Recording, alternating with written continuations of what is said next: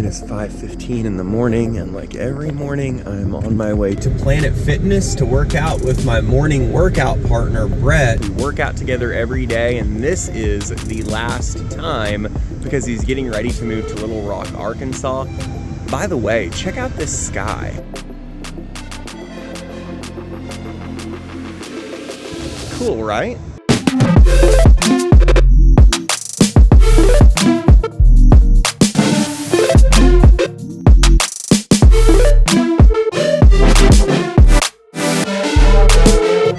On my way to the gym, I considered how long I'd been working out. In school, I was blessed to have a more motivated, less delinquent best friend, James.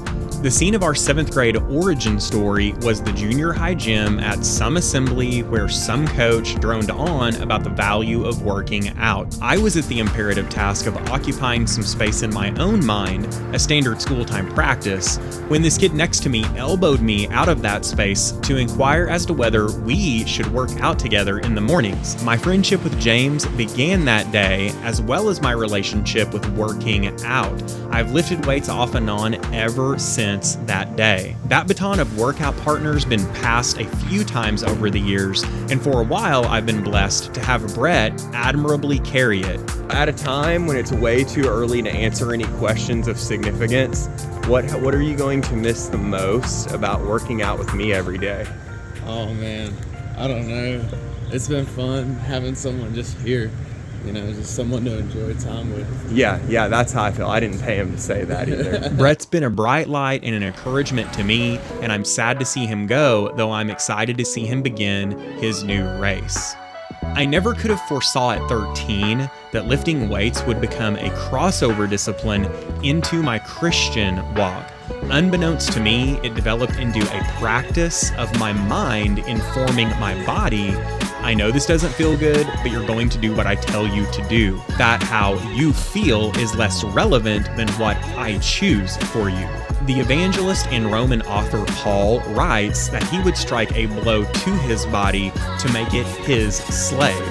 Like Paul, I want to make my body a slave to my mind because harmful temptations and sinful desires come from the body, how I feel. He described making your mind a slave to your body as an athlete goes into strict training, but instead of receiving a medal, Christians can receive the reward of heaven. And maybe it's missed today that the person who doesn't seek discipline doesn't need anyone to wreck their life. They destroy themselves from the inside out.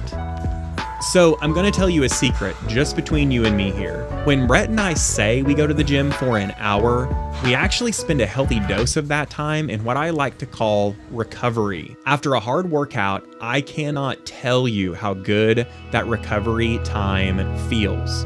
I recently tweaked my back and went to get a massage. Middle of the day, hadn't worked out, street clothes on. It is not the same. It doesn't feel nearly as good, and I kind of felt like an imposter. I hadn't earned it. And maybe it's missed today, that we aren't satisfied with recovery if we haven't earned it. When I've earned it, I feel good about myself and I feel at peace. And it makes sense. In a spiritual walk, when you accept discipline, when you choose what's best over what feels good, you end up with two things: a more right life and a life that's at peace. And that is my prayer for you, my friend, that you would choose discipline, that you would practice choosing what's best over what feels good, and that within you, God would create a righteous and peaceful life.